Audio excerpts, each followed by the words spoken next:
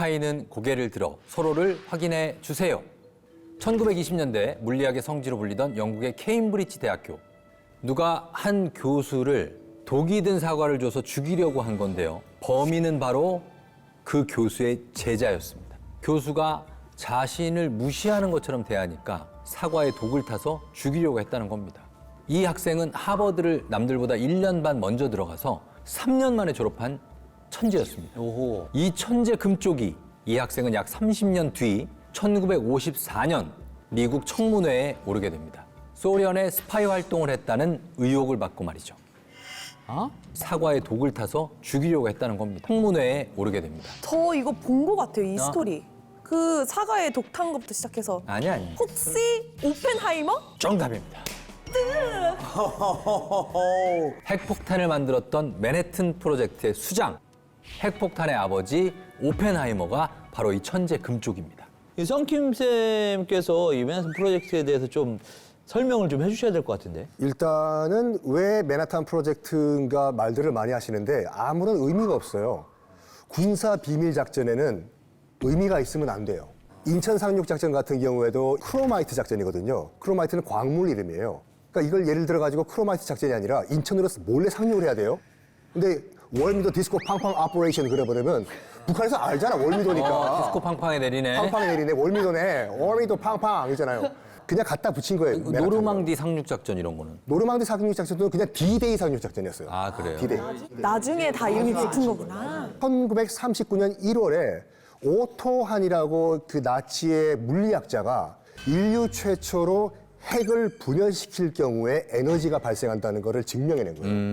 근데 이거가 미국의 귀에 들어가요. 아하. 미국의 피신에 있던 유대인 과학자들은 들어가요. 그래서 아인슈타인 등등 유대인이잖아요. 미국에 있던 유대인 출신 과학자들이 루즈벨트 대통령한테 가가지고 히틀러가 핵무기를 인류 최초로 만들기 전에 미국이 먼저 만들자 해서 시작된 것이 맨하탄 프로젝트예요. 자, 그래가지고 나치 독일보다 먼저 핵무기를 개발하라라고 하면서 수천 명의 과학자들을 모아놓고 그 핵무기 개발에 들어갑니다. 과학자들을 이끄는 리더가 필요하잖아요. 그 리더 이름이 바로 오펜하이머였어요. 인류 최초로 핵폭탄을 개발을 해냈습니다. 이게 폭탄이에요? 폭탄이 인류 최초로 터진 핵폭탄.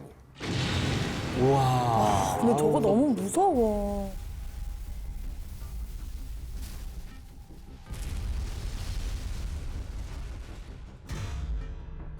아니, 이 미국 입장에서는 뭐 미국으로만 따진다면 뭐 영웅 아닙니까? 근데 왜 스파이로 몰렸다는 거죠? 비밀 프로젝트였지만 소련은 스파이를 통해서 이미 맨해튼 프로젝트에 대해 알고 있었는데요. 소련도 핵무기를 원했거든요. 이 스파이 덕분에 소련은 2년 정도 핵 개발을 앞당길 수 있었다고 합니다. 그 스파이를 색출하는 과정에서 가장 유력한 용의자로 오펜하이머가 지목을 받아 청문회까지 열리게 됩니다. 그 청문회에서 오고 간 이야기들 간단하게 재현해 보겠습니다. 아, 오펜하이머 씨. 당신이 스파이가 아닌 걸 알고 있습니다. 당신이랑 불륜을 저지른 그 여자가 넘겼겠지요. 맞죠? 아니, 그게 무슨 상관입니까? 그거는 제 개인적인 일이라고요. 이거 봐요. 이게 다가 아닙니다. 당신은 왜 수소폭탄 개발을 방해하고 다니는 겁니까? 우리 아메리카에 대해 반감이 있는 거 아닙니까? 잠깐만요. 그러면은 불륜 상대가 공산당원이었고 수소폭탄 만드는 걸 방해했다는 거죠? 그러니까 오펜하이머 같은 경우에는 원자폭탄이 마지막인 줄 알았어요. 근데 미국 정부가 이 원자폭탄을 기반으로 10배의 위력을 내는 수소폭탄을 만들기 시작했거든요. 여기에 경악을 합니다. 그래서 백악관에 찾아가서 그때부터 피켓 시위를 벌여요. 반전 운동을 벌입니다.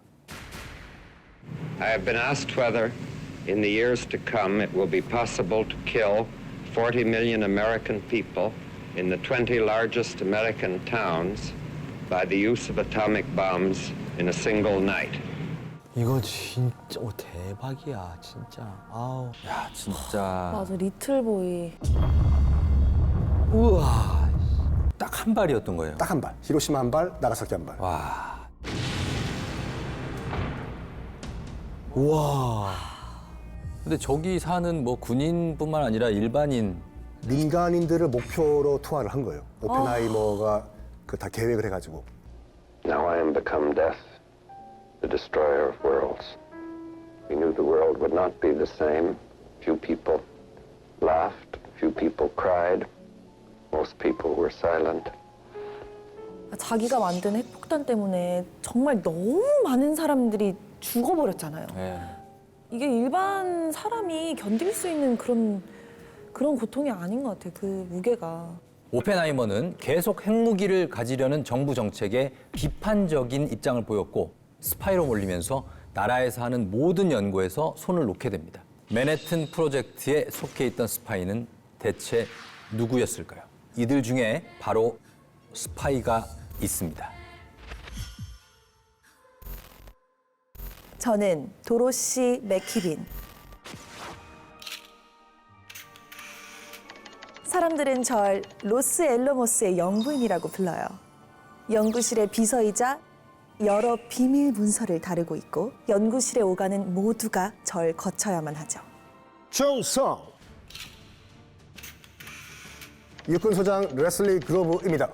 펜타곤을 만들었던 책임자 중에 한 명이고 그 추진력을 인정받아서 맨해튼 프로젝트를 이끌게 됐습니다. 안녕하세요. 저는 물리학자 리처드 파인만이라고 합니다. 물리학 분야의 최고의 인재들이 여기 다 모여 있어요. 중요한 건 좋은 사람들이 이 결과에 먼저 도달해야 한다는 겁니다. 예. 식사들은 하셨죠? 저는 저희 클라우스 폭스라고 해요.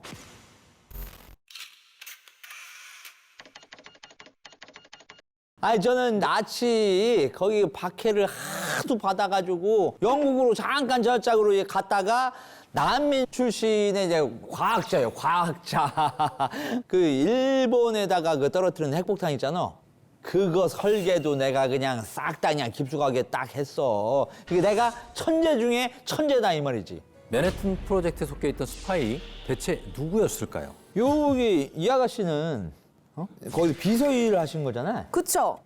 일반인이고 좀 명분이 근데 모든 정보를 다루잖아요. 내 머리에서 나온 거가 아니잖아. 누군가가 있었겠지. 그러니까 그 정보들을 뭐 빼돌리고 뭐 이럴 수는 충분히 있지만 네. 최고로 아닌 것 같은 사람은 이 맥키빈.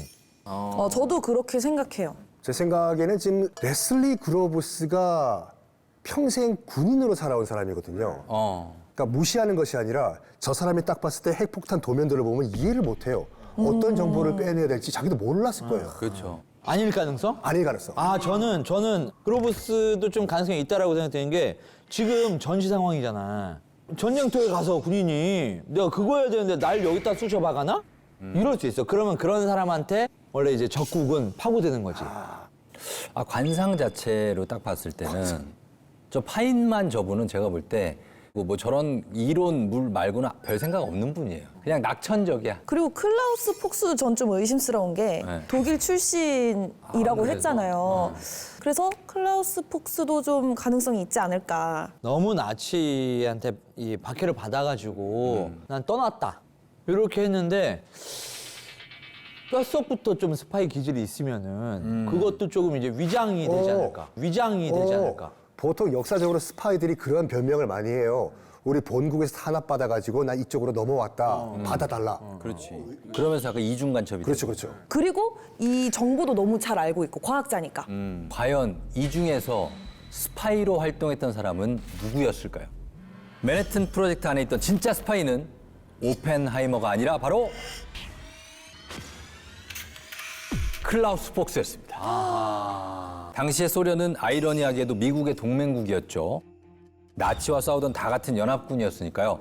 그래서 클라우스 폭스는 간첩 혐의가 아니라 비밀 서약 위반 혐의로 14년형을 선고받게 됩니다. 아니 근데 왜 그랬대? 일단은 반나치 동맹 가운데서 미국만 단독적으로 핵 개발하는 거에 약간 불만이 있었어요. 영국과 약간 그 정보를 쉐어를 해야 되는데 왜 미국만 그 독점을 하냐 이게 있었고 결정적으로 클라우스 폭스가 공산주의자였어요. 그래가지고 이제 소련이 이제 공산 국가였지 않습니까? 자기 정신적 조국인 소비에트 연방에게 핵 개발 기술을 넘겨주자라고 결심을 했던 것이 가장 큰 이유라고 봐요. 스파이가 있었구나. in keeping secret some of the knowledge which has gone into the making of the bombs. I am afraid there is no such hope.